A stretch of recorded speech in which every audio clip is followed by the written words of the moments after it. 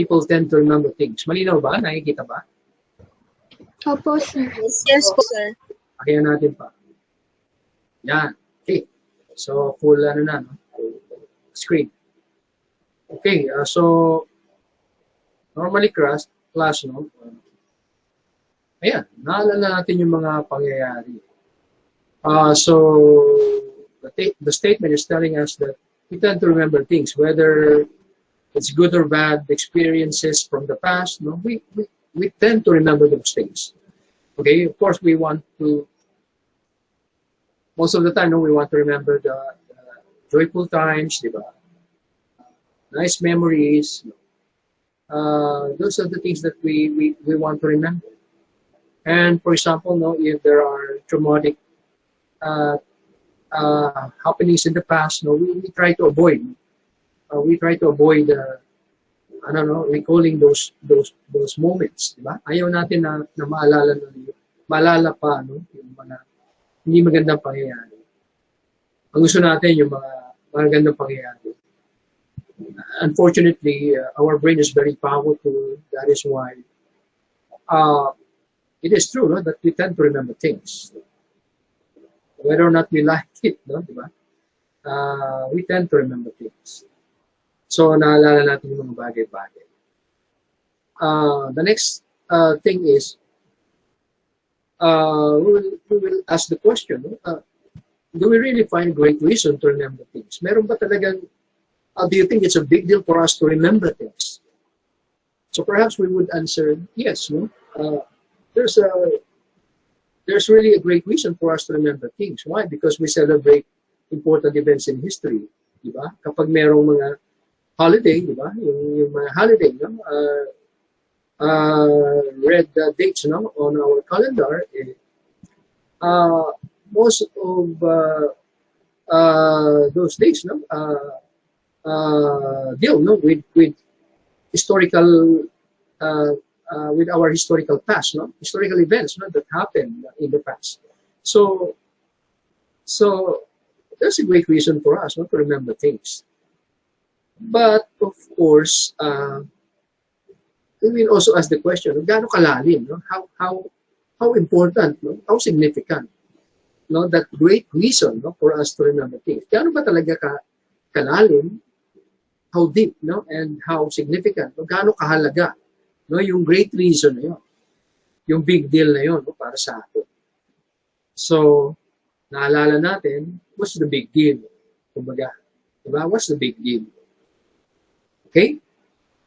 And then, we are also confronted with this statement, no, na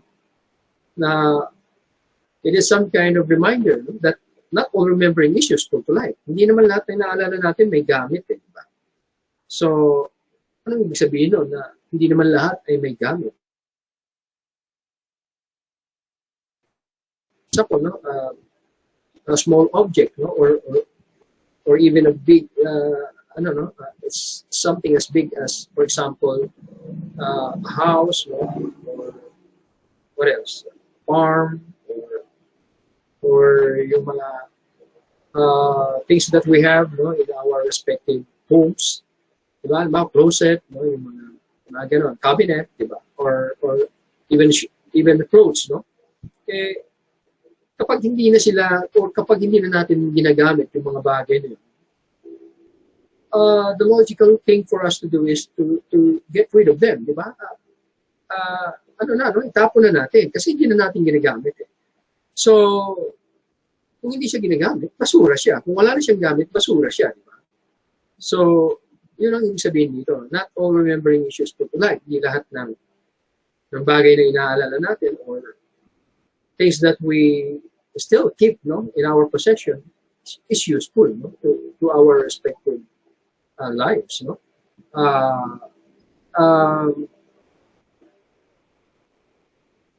Kung wala na talaga siyang gamit o sira na, dapat itapon na natin. Diba? Let go of those things, di ba? Katulad nga, no, kung hindi maganda yung pangyayari, diba? We try to let go of that particular experience, no, in our life. A sad experience, no, in our life. So, we let go, no, of that particular experience, di ba? Although sabi nga natin, naalala pa rin naman natin. Kaya lang, ang ginagawa natin is we don't allow that particular point in time, no, or sad experience in our life to control us, parang gano'n. Diba? So if we are, if we're not going to allow that particular moment, sad moment in history to rule us, we will take control. Kasi hindi naman natin talaga pwedeng kalimutan, kasi nga we tend to remember things, and yet we can control, no, ourselves, no, somehow, no, to get overwhelmed by that negative thing, no, that happened in the past. So hindi tayo nagpapakontrol, no, kung sa hindi magandang pangyayari. So not all remembering issues take life. Yan. Yung sabihin niya, meron namang mahalagang bagay na talagang useful, pero meron din namang mga bagay na wala nang gamit. Okay. That is why ang susunod dyan, we will make a decision, di ba? Ano ba yung gamit sa bahay na dapat na natin itapon? Ano ba yung experience na dapat na hindi natin dapat na i-allow na i-control tayo? So, ano ba yung mga bagay? So we have to make decision. We have to arrive, no, at a particular decision, no, a firm decision at that. No? So dito sinasabi na hindi lang dapat isang individual. Kasi sabi dito, no, like a person, a nation must learn to decide what to remember and what to forget. So dito, no, inihahalin tulad yung bansa sa isang individual. Kasi yung isang tao ay tayo, no, meron tayong karapatang magdesisyon, di ba? We're capable of coming up with a decision. Pero yung susunod dito, yung bansa, no, mas malawak ito. This is most probably, no, more difficult, no, than coming up with a decision as an individual. Kasi yung bansa, niupo na ng maraming tao, di ba? So, dito, kailangan mag-decide, hindi lang yung pamahalaan, kundi pati yung nasa mga pribadong institusyon, no? And then, what else? Kailangan yung mahirap, may kaya, mayaman, magsama-sama, no? Kailangan, they will have to agree, no, to a decision, no? They will have to agree to come up with a decision, no, as a group. So collective, no, yung decision dito, no, sa bansa, no, sa nasyon, no, sa nation. So ayun, no, mas mahirap yan kaysa sa individual. Diba? We don't have to worry about other people when we make our own decisions, diba, in life. Dito sa bansa, mahirap ito. Kailangan talagang sama-sama, no, yung mga tao na bumubuo sa isang bansa. So, anong mahirap yan? Mahirap na magsama-sama at makagawa ng isang desisyon na ano ba yung dapat natin kalimutan, ano ba yung dapat natin panatilihin. Okay. And most of the time, this translates to what is happening to our country, di ba?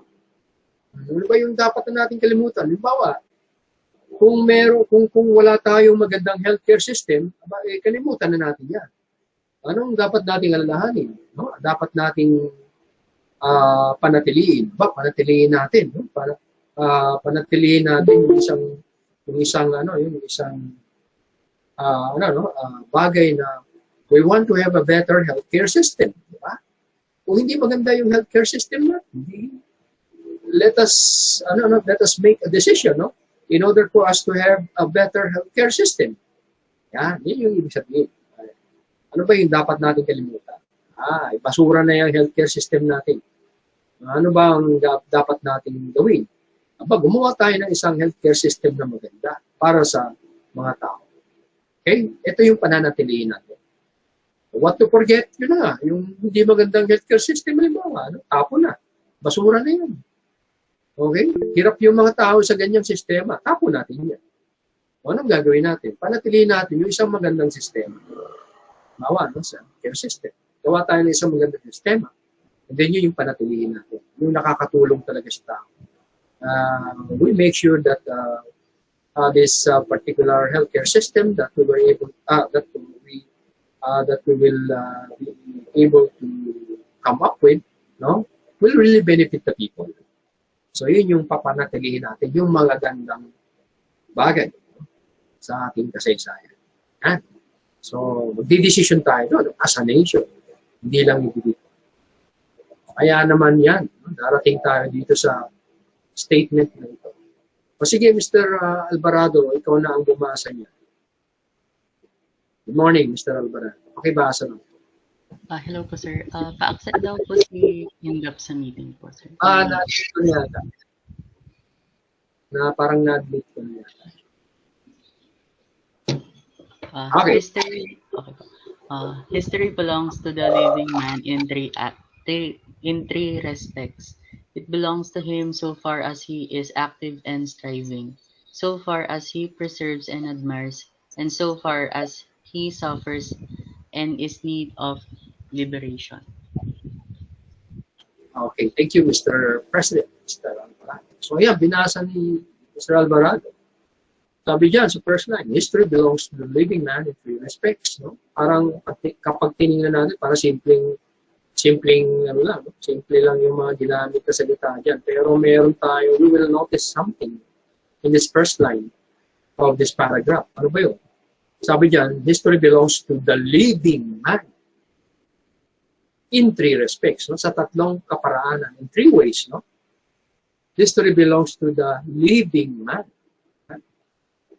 Ano ba yung previous? Sabi dyan, dapat daw, matuto tayong magdesisyon bilang isang bansa. What to remember and what to forget. What to let go and what to preserve as a nation. And then after that, we are given this particular statement. No? Ang sabi, history belongs to the living man in three respects. Ibig sabihin, for us to be able to come up, no, with a firm decision, there is a need for us to really understand, no, the real meaning of history. Dapat malaman talaga natin yung kahulugan ng kasaysayan. And not only that, there is also a need for us to okay, there is really a need for us to understand, no, how we are supposed to use history. Paano ba natin dapat gamitin ang kasaysayan? So, ayun, ano? O kaya naman dyan sinasabi sa atin, history belongs to the living man in three respects. Bakit ba meron pa siyang, why is it that before the word man, we can find the philosopher, no, actually put this word living, no? Bakit kaya, no? Bakit kaya sinasabi niya? Ano ba yan? Iniinsulto ba niya tayo? Do you think he's undermining our intelligence? History belongs to the living man. Kaya alam naman natin na ang tao talaga ang kasaysayan para sa tao, di ba? Bakit naman? Why is it necessary for him to include this word, no? Living? Parang in order to somehow give an emphasis, no? Bakit kaya? Living man. Ano bang ibig niya sabihin niya? Sir? Yes, Miss Sa Arian. Sa pagkakaalala ko po, nasabi niyo po kasi po, dahil merong mga tao na nabuhay pero parang patay po. Ayun po. Okay. So, ibig sabihin, na-discuss na natin ito. Pero hindi pa natin natapos. Na-discuss na po. Pero hindi natin natapos. Di ba? Hanggang monumental history lang tayo. Yes po. Okay. So, very briefly, no, we will go over this. So, ayun, yung sinabi ni Arya. Kailangan naintindihan natin ang gusto. That is why I already, clarified, no, which use of history corresponds to what kind of history. And then after that, pinakita ko sa inyo yung tatlong uri ng kasaysayan, di ba? Na na tumutugma doon sa tatlong gamit ng kasaysayan. And then, sa unang uri ng kasaysayan, first kind of history, monumental history, ito yung description, di ba? Na nakita ninyo. Yung description natin dyan is the knowledge that the great which once existed was at least possible once and may well again be possible sometime. So, pwedeng yung isang mangyari ulit. Tapos, ang halimbawa ko sa inyo ay si Rizal, Bonifacio, and People Power Revolution. And then, ito yung description. And then, yung word na monumental, meron tayong translation, di ba? Malaki, malawak, mahalaga, kasi sa pangyayari. Monumental, no? Kasi pwede namang monumental, di ba? Yun ay, kung wala na talaga tayo makikitang salin. Pero meron naman talagang, there is really, some kind of, description, no, in which we have to really understand the word monumental. So, yun, no? Malaki, malawak, mahalaga, mga saysayang pangyayari. And then, we also discuss about building monuments, di ba? Yung kahalagahan ng pagtatayo ng monumento, di ba? We give honor, we give tribute, you know? We remember those people or those events in our history. So, ayun, no? Napag-usapan natin yung last time. And of course, what makes Jose Rizal, for example, monumental, what makes Bonifacio monumental, and People Power Revolution monumental. Sige, kapag naalala natin si Rizal, ano ba yung dapat nating isipin? Ano yung sinabi natin last time? Kapag naalala si Rizal, ano yung dapat isipin? Hindi niya na maalala. Halimbawa, naalala natin si Rizal, o kaya si Bonifacio, o kaya People Power Revolution, ano yung dapat nating isipin? Sir. Yes, Anne Clary. Ano po, mag-aral ng mabuti. Yung kay Rizal po. Kay Rizal. Kay Bonifacio? Yung don't give up easily po. Yes. And People Power Revolution? Ay. People Power Revolution. What makes it monumental? Yung unity, di ba, ng mga Pilipino. Naalala nyo?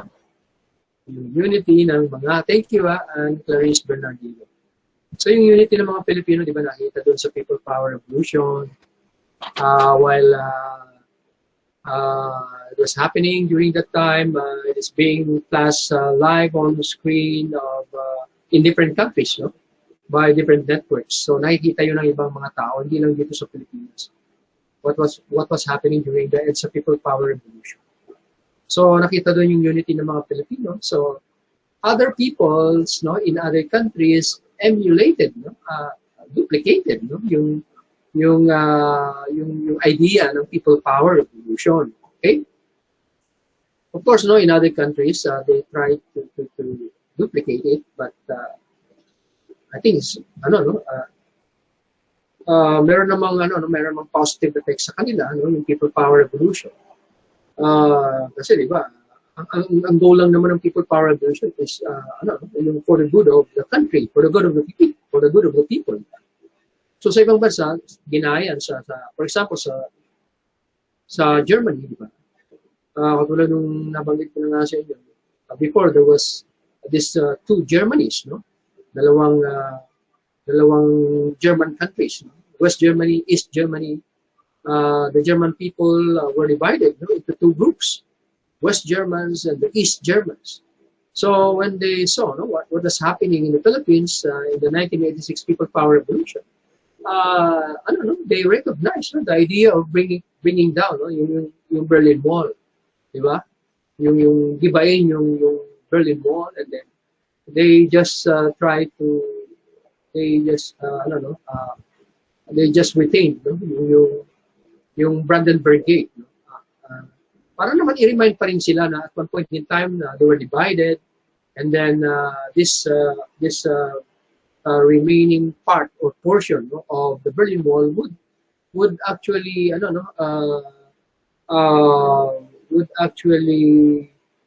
stand, no, for how they recognize the fact that they will have to make a firm decision. Yun yung binabanggit kanila. Kailangan magkaroon ng isang desisyon, no, bilang isang bansa, no, yung isang grupo ng mga tao. Diba? So, yun yung ginawa ng mga German people. So, in that sense, successful yung mga Aleman, no? In actually bringing out, no, supposed to be the goal, no, of the Philippine people na ngayon, sa tingin natin, yung people power revolution ay mukhang yung epekto niya ay no, yung goal na dapat ma-achieve natin ay mukhang hindi natin na-achieve. No? So parang we fail to learn a lesson from our experience. And on the other hand, German people were able to cash in, or yes, no, were able to do, no, what's necessary, no, for them to do. Ayun. So ngayon, yung German people, no, very much united sila, magandang takbo ng pamahalaan nila, yung mga sistema nila.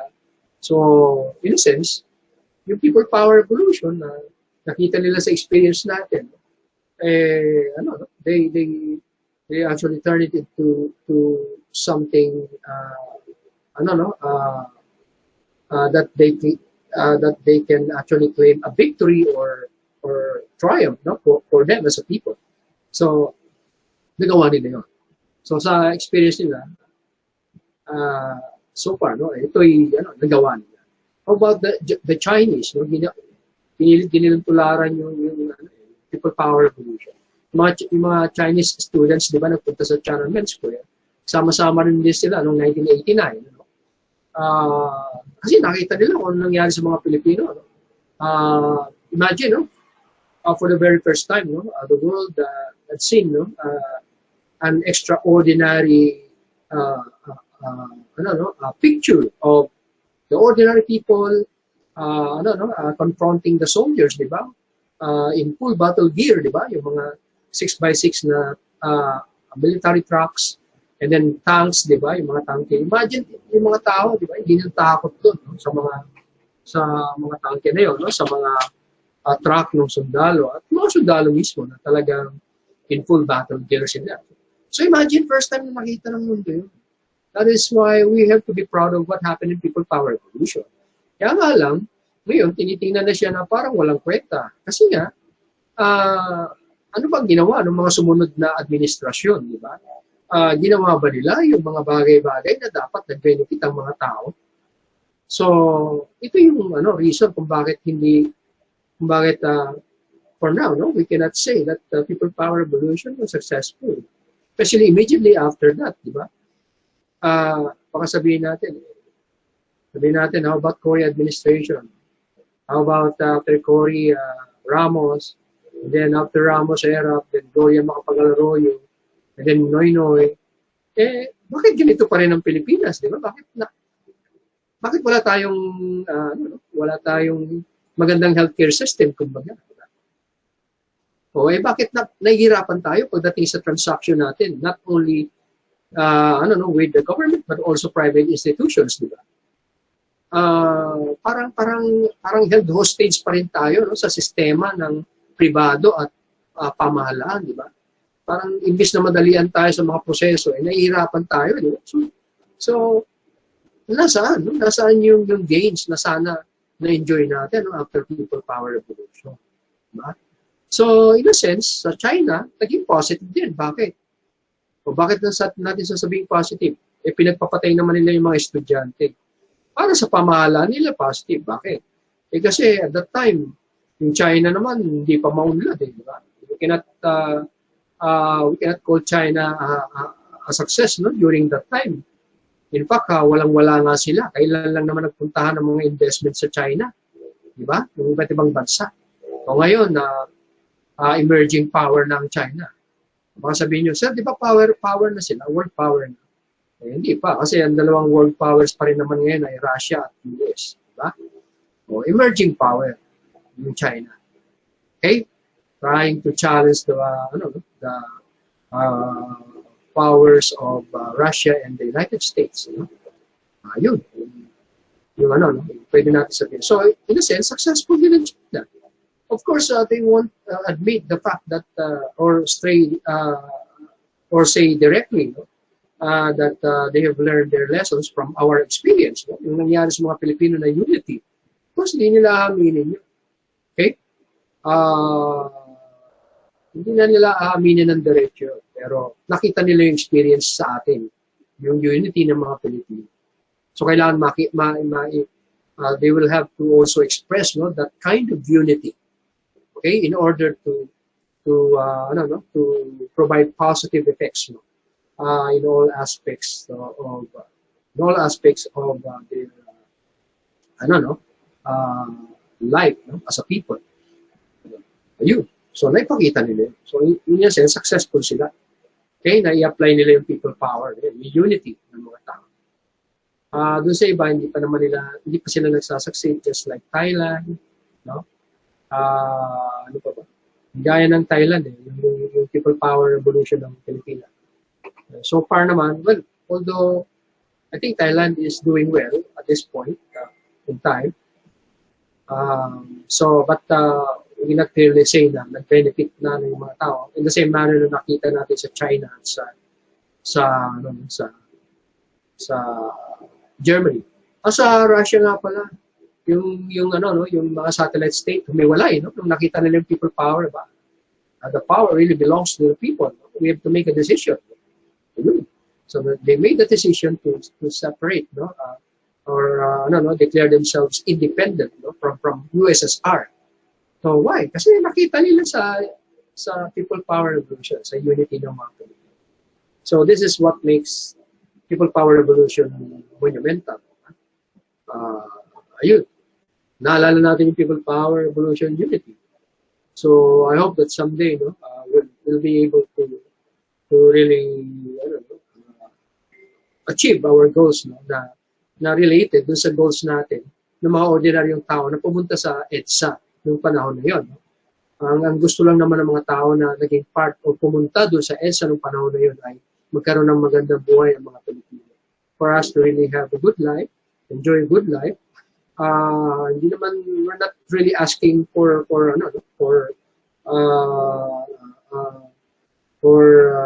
all the things that we could enjoy in life, but we're just asking the government and private institutions to really come up with reasonable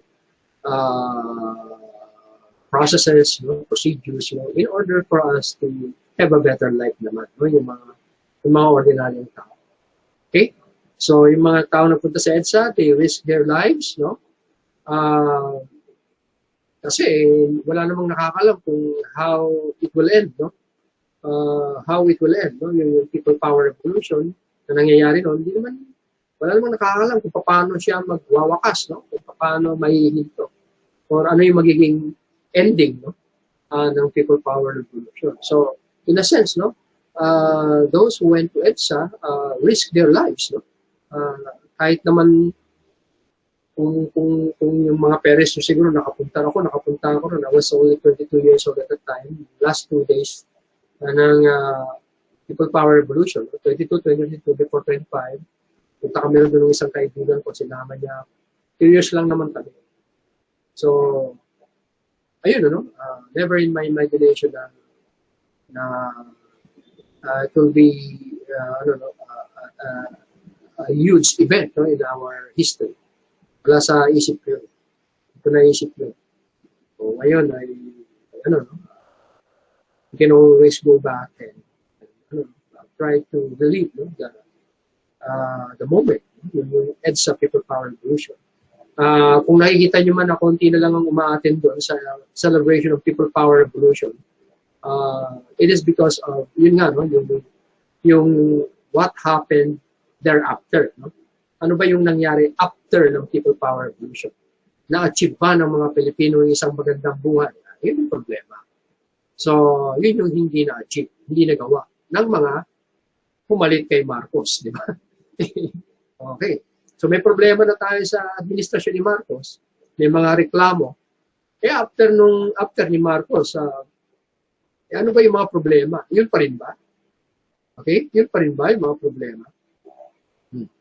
Magtatanong tayo noon, siyempre.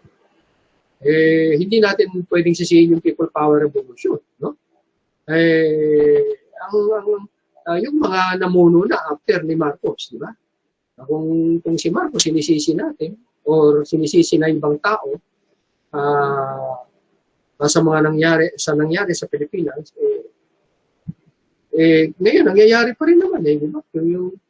Yung mga hindi magandang bagay na nararanasan natin, ganun pa rin naman. That is why yung luster nung people power revolution nawala yung momentum kasi nga yung mga sumunod na mga namuno sa bansa, hindi lang namuno kundi pati yung mga mga even the big business, no, yung mga taong malakas ang pressure sa pamahalaan, no, ayun, no, so hindi lang pamahalaan kundi pati pribadong institusyon.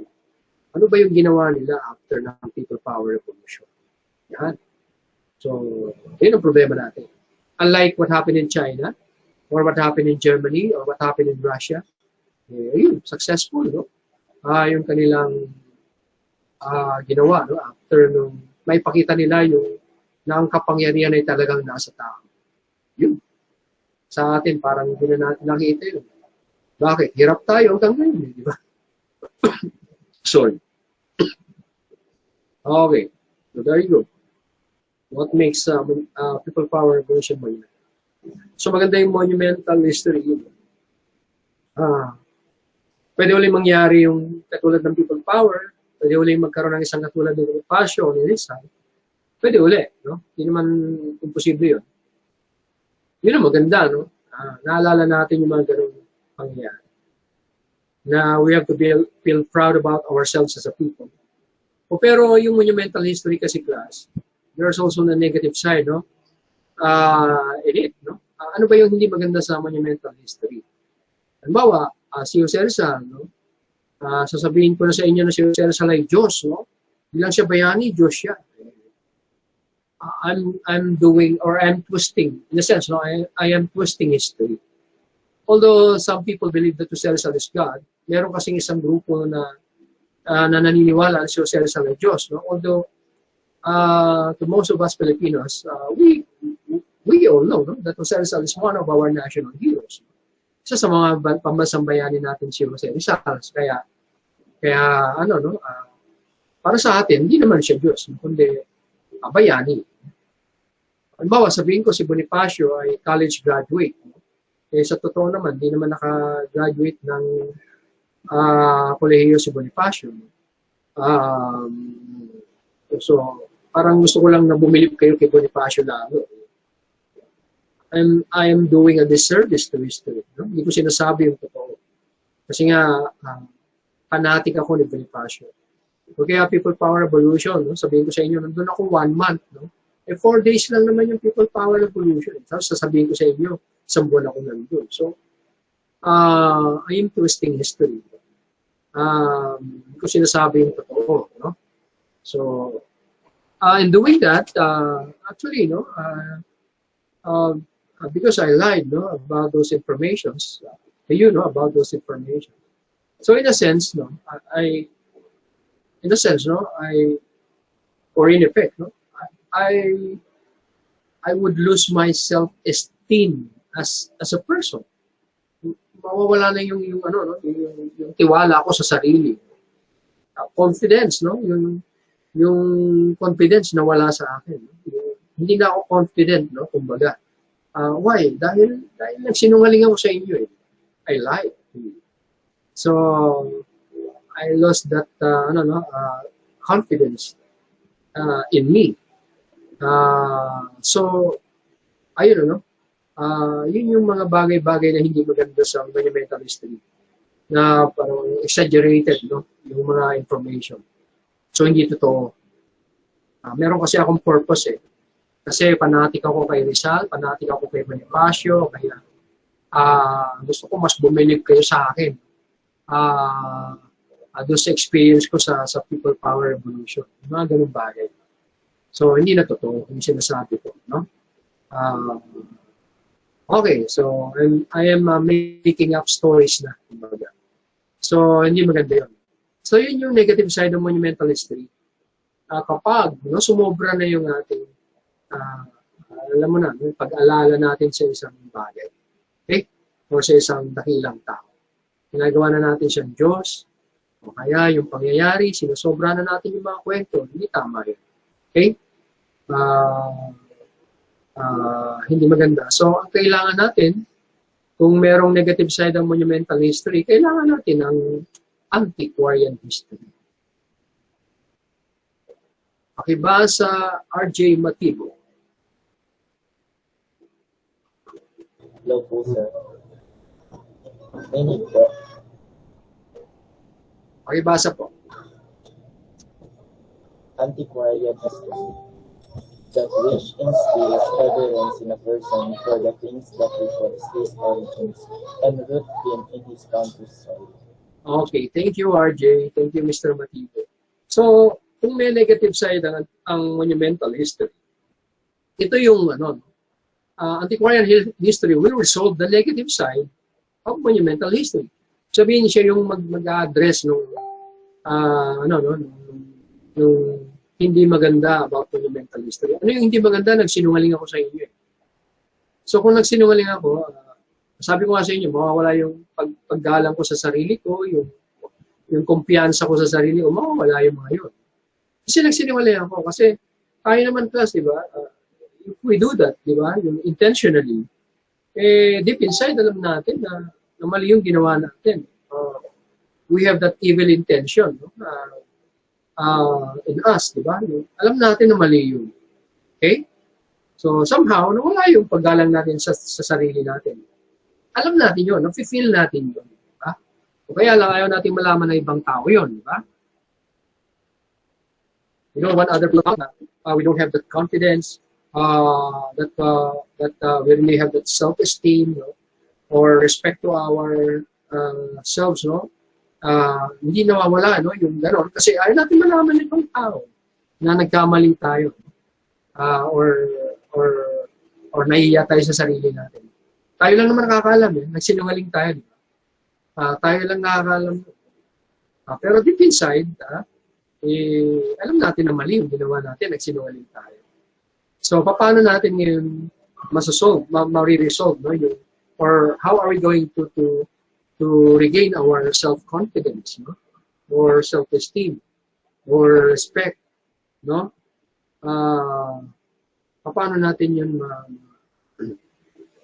how are we going to regain those things, no? Kasi sabi ng antiquarian history, that which instills reverence in a person, nagpapanumbalik ng paggalang sa isang tao. For the things that recall, no? Nagpapaalala sa mga bagay-bagay na nagpapaalala. For the things that recall his origins, sa kanyang pinagmulan. And root him, nag-uugnay sa kanyang tinubuang lupa. And root him in his country's soil. Paano ba natin ito gagawin? Paano ba ito nangyayari sa atin? Bawa, ano ba yung mga bagay-bagay na nagpapaalala sa atin sa pinagmulan natin? Okay, pinanganak naman tayong hindi sinungaling, di ba? Yun yung origin natin, di ba? And root him, nag-uugnay sa kanyang tinubuang lupa. Ano ba yung nag-uugnay sa atin sa tinubuang lupa? No, tayo ay pinanganak na hindi sinungaling, di ba? Naman tayo sinungaling. Okay? So ito yung nangyayari. For us to be able to resolve, no, the issue of negative side of monumental history, we need an antiquarian history. Ito yung nagbabalik ng paggalang. Paano ba nababalik? Of course, kung nagsinungaling tayo, anong gagawin natin? We have to apologize, no? We have to say sorry, for example, no? To those people whom we offended, no? By not saying what really happened, no? Ano pa? Kasi hindi naman nagsisinungaling ka lang, eh. Di ba, may tinago ka. May tinago ako sa inyong informasyon. Nagsisinungaling din ako, eh. Diba? Because I don't want you to learn about it, nagsisinungaling ako sa inyo. Hindi ko sinasabi lahat. Diba? So, ayun, dapat humingi muna ako sa inyo ng pamanhin. Apology. Dapat humingi muna ako sa inyo ng tawad, for example, or mag-apologize sa inyo. kasi nagsinungaling ako. And then after that, tama mo na yung mga facts, no? Na dapat mo sabihin. So, yun yung antiquarian history. Yun yung maganda about antiquarian history. O kasi antiquarian, antique yung word, no? Pinapanatili natin yung mga bagay-bagay na maganda. Yung useful, di ba? Yung useful para sa atin, no? In our journey in this life, no? Yung things that are necessary for our development, no? As an individual, as a part of larger community, di ba? Much larger community, di ba?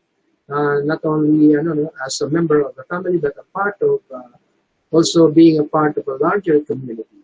So, ayun, yung mga bagay-bagay na pinapanatili natin, ito yung bagay-bagay na dapat ginagawa natin. Yun nga yun,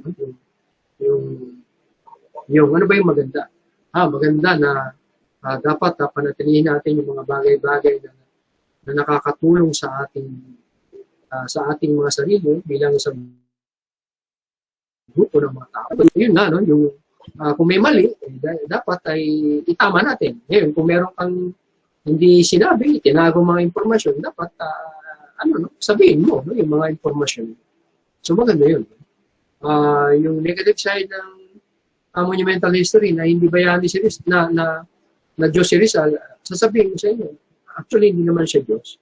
Okay?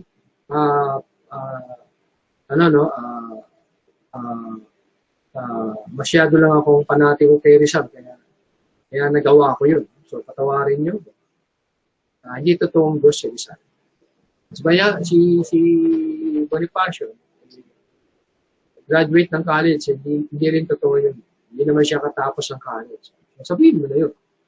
Then people power revolution, 10 buwan ako nandun. Hindi, apat na araw lang. No? Exaggeration yung 1 buwan. Hindi totoo yun. Gusto ko lang bumilib kayo sa akin. Hindi tama yun. So yun yung maganda sa antiquarian history. Natututunan natin na we are able to learn the things that we need to preserve. And these are the useful, and these are the things that are really useful for us as a people, as an individual, as a people, and as a nation. Ito yung mga talagang may gamit sa ating kasaysayan. Ito yung mga totoong nangyari. Truth about historical facts, no? All about historical facts. May mga totoo dyan. Okay? Dapat lahat, sasabihin natin. So, yun yung maganda sa antiquarian history. Paano naman nagiging negative ang antiquarian history? Meron bang negative? Yes. O, halimbawa, pinapanatili pa rin natin yung mga bagay-bagay na hindi na natin kailangan. We still keep those things, no? Na actually, nabanggit ko sa inyo, di ba? They don't have any use at all, and yet we try to keep these things, no? Yung isang object, yung isang gamit sa bahay, tool, no? Kaya yung clothings natin, no? Yung mga damit natin, hindi na ginagamit pero ayaw mo pa rin itapon. So, hindi tama yun. Kasi lahat ng walang gamit, tawag doon basura. Kapag nagko-collecta tayo ng mga, if there's a tendency for us to collect everything old without any purpose at all, hindi tama yun. Diba? Wala nang gamit ano pa rin, no? Parang you're having difficulty to let go of those things, no? Na wala nang gamit basura na no? Sira na, pero ayaw mo pa rin itapon. So, yun yung negative side naman ng antiquarian history. That is why we need another kind of history, which is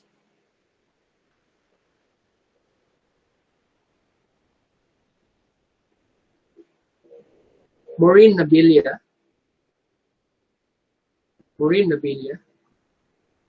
Pakibasa po. Maureen, good morning. Pakibasa po. Hello po. Yes. Pakibasa po. Critical history. The person who surveys the past must be prepared to question it. He must have the strength to shatter and dissolve something to enable him to live. Yan. Thank you, Miss Nabilia. Talaga namang approve na approve, no? Agree na agree yung manok, di ba? So, lakas yung kilahok niya. Okay, critical history. So, yung critical history naman, no? Kaya natin kailangan ng critical history kasi nga may negative side yung antiquarian history, di ba? Yung monumental history, yung negative side niya, nire-resolve ng antiquarian history.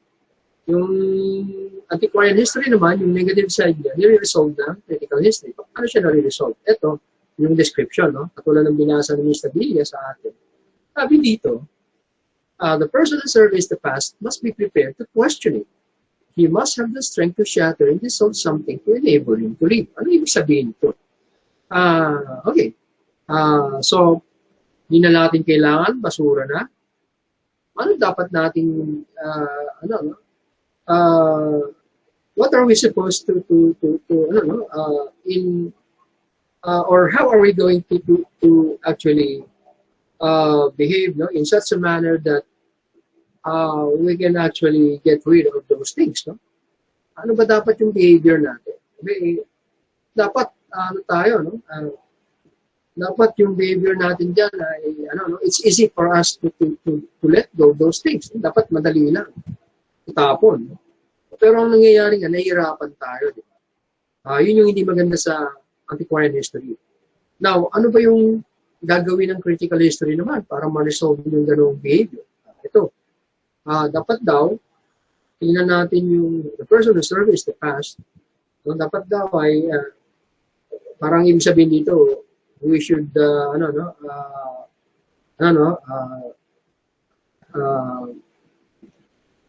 we should be able to actually question our own actions, no? Parang gano'n eh. Sinasabi ito, the person who surveys the past. Dapat daw yung mga action natin, no, tingnan din natin, no, tama ba yung mga action natin. So, we should be able to really, look deeper, no, in how we behave or how we really implement our actions. No? Tama ba yung mga ginagawa nating action sa buhay? Bawa nga, yung dapat mo na itapon, hindi mo pa rin tinatapon. So, we should be able to question ourselves, no? If we behave in such manner. No? Dapat alam natin, no, na confrontahin din yung sarili natin. So, dapat gano'n. Otherwise, we won't be able to solve the negative side of antiquarian history. Kung hindi natin i-criticize din naman yung sarili natin. Or yes, no, harapin ng mabuti, no, yung mga action natin or mga desisyon natin. So, ituloy natin. The person who surveys the past must be prepared to question it. Yun lang yung sinasabi natin. No? Dapat handa tayo, no, na questioning din naman yung mga action natin. Kasi normally, di ba, when we make decision, what we know is we're doing the right decisions, di ba? Nagkaka-problema lang yan kapag may ibang tao na. Di ba? Hindi dapat yan ang ginawa mo, sabihin sa'yo ng ibang tao, di ba? Hindi dapat yun yung mga bagay-bagay na makikitang action sa'yo, di ba? So yun yung yung ibang tao yun. How about us, no? How are we capable of confronting ourselves, di ba? So dapat yung mga ginagawa natin, itanong muna natin sa sarili natin. Diba? Dapat ready tayo yan, no? Kasi most of the time, di ba, we don't want to be our own critic, di ba? Ayaw natin yun. That is why it is easy for us to criticize other people. Diba?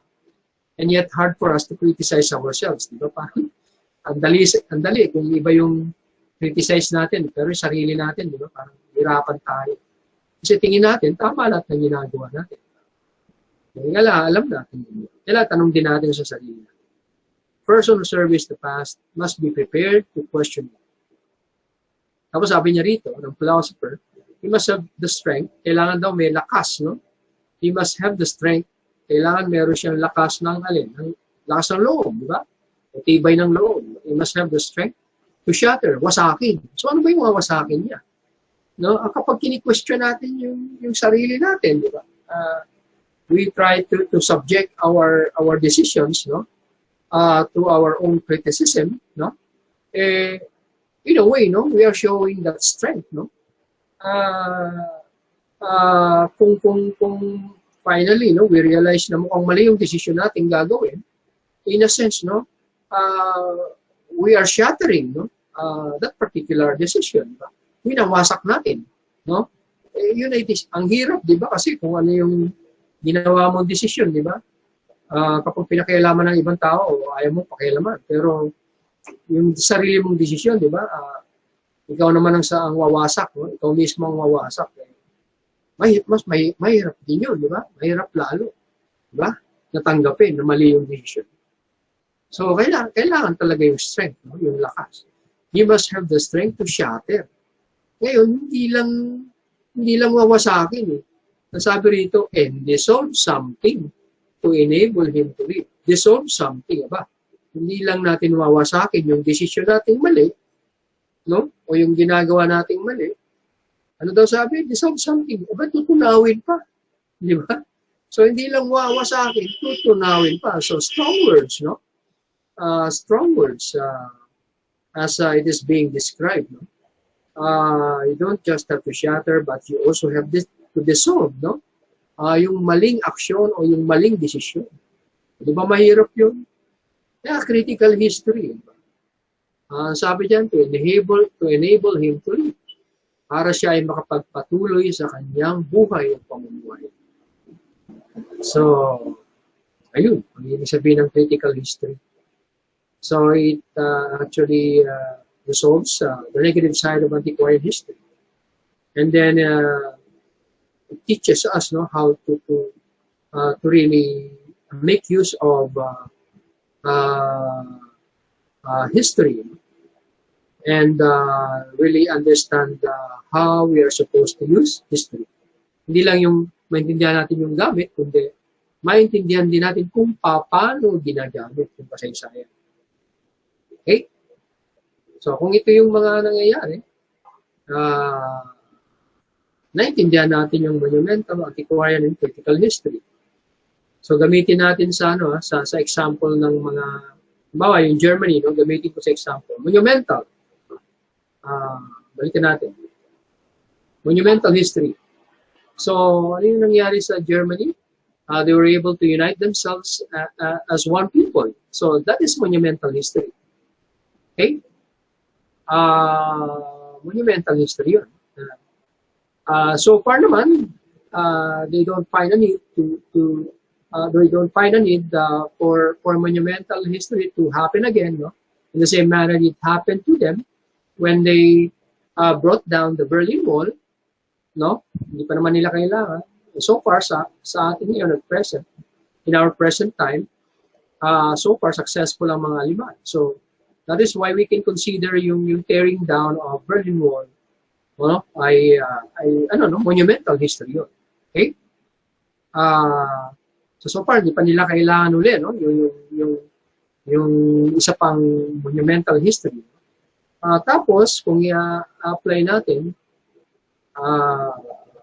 sige, tingnan natin dito sa description. So, ano yung great event? The tearing down of the Berlin Wall. Nangyari yan. And then, pwede ulit maging posible yan later on. Ano ba yung negative side ng monumental history? Sumusobra naman. Yun yung ginagawa ng mga tao, no, in order to present how monumental a particular history, no, happened. For example, gaano ba gaano ba katotoo, no, yung mga bagay-bagay na nangyari sa kanilang monumento. So far naman, wala namang tayong nakitang hindi magandang ginagawa ang mga Aleman, no, with regards to the negative side. Pero if ever, no, merong negative side, bawa tayo, people power revolution, siguro mas maganda sa experience na lang natin. And then, pwede maging posible ulit. Yun yung positive, di ba? Ano yung negative? Tinitingnan natin ngayon yung people power revolution na wala ng kwenta. No? Kasi nga, dahil dun sa supposed to be yung benefits, no, or yung gains nun ay nawala na. Kasi nga, yung buhay ng mga Pilipino, tuloy-tuloy pa rin naman yung mga problema after people power revolution. So, ganun yung nangyari. So, yun yung negative side. Paano ngayon natin, makikita yung kamalian na yun? paano natin itutuwid? Dapat magkaroon tayo ng mga leader in private and government institutions na talaga namang gagawa ng magagandang sistema, no, para sa mga tao, ordinaryong tao. So, puntahan natin yung antiquarian history. Paano ba natin maibabalik yung luster, no? O yung lesson ng people power revolution? Dapat yung mga dapat na na-enjoy natin, no? After people power revolution, no? Yung mga goal natin, no? Bilang isang bansa, no? Dapat ito ay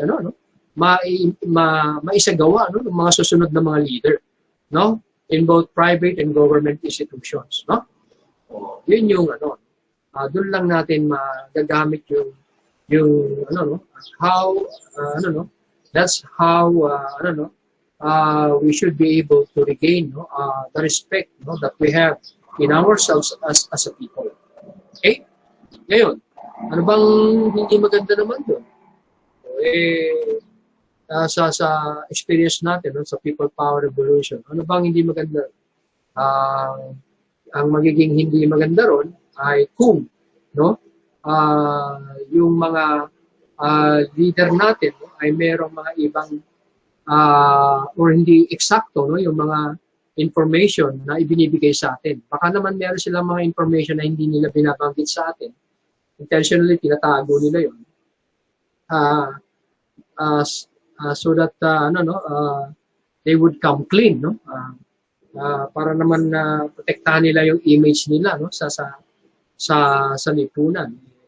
Hindi maganda 'yon, no? Anong gagawin natin? Ay kailangan natin yung critical history. Paano naman makikita yung critical history? Dapat aminin nila, no? Sa critical history, no? Dapat maging totoo, no, yung mga tao na yun, no, sa pagbibigay sa atin ng mga impormasyon sa mga nangyari sa atin after people power revolution. Kasi baka ngayon ang binibigay lang nila sa atin mga impormasyon na actually these things, no, they will just use these things, no, to advance their own interests, kumbaga. So intentionally hindi nila binabanggit yung ibang mga impormasyon so that they would come clean, no? In the eyes of the public. Yun ang problema natin dyan. So, critical history, kailangan, kung kaya nilang gawin yun, that's the only way for us to go. No?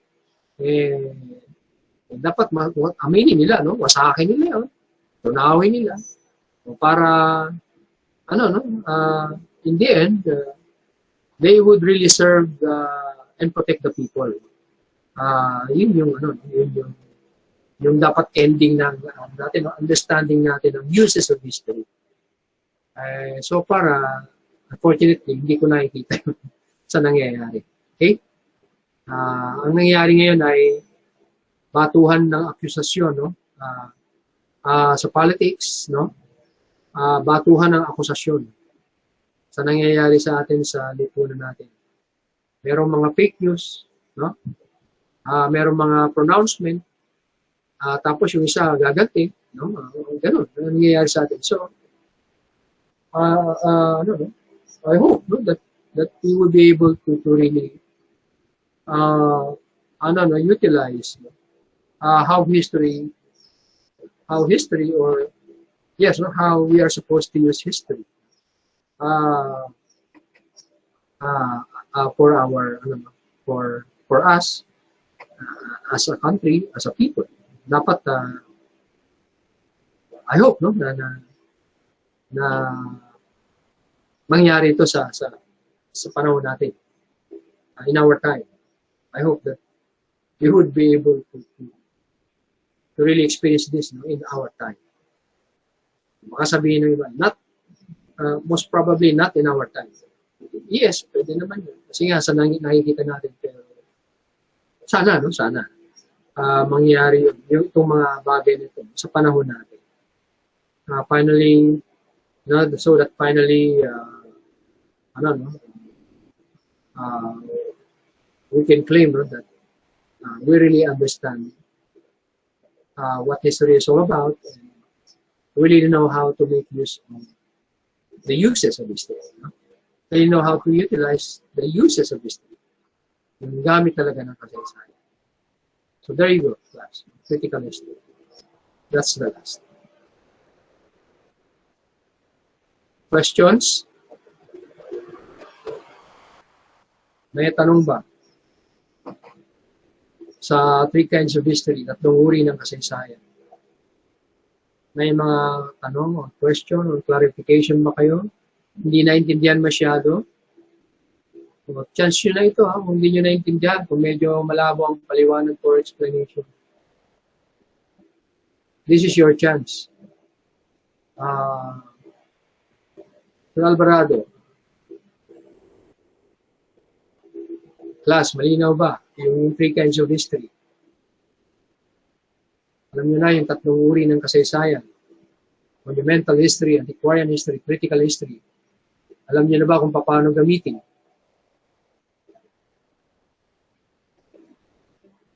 Class? Parang wala na yata yung klase ko. Ako na lang yata. So, wala